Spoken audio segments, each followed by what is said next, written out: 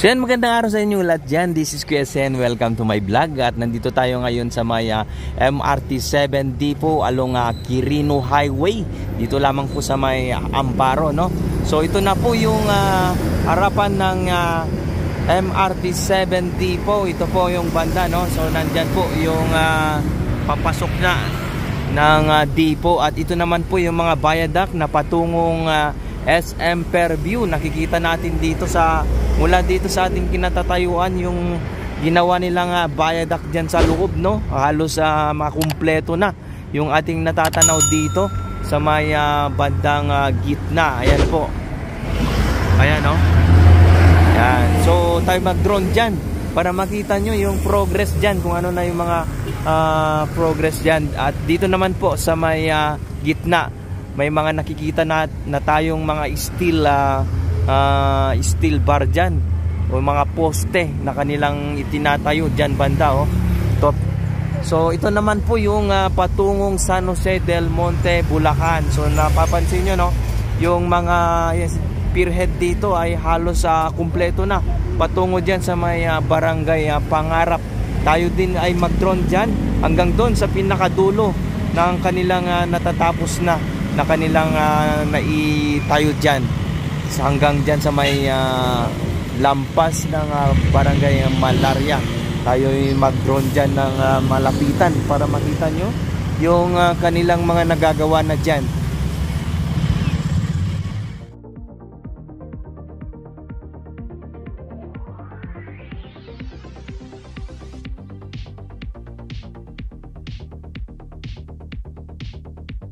Sa mga bago pa lang dyan at sa mga hindi pa po nakapag-subscribe, please like, share, and subscribe po para ma-notify po kayo tuwing may bago tayong upload. At paki-comment na rin po kung ano po yung masasabi nyo sa project na ito. Maraming salamat po!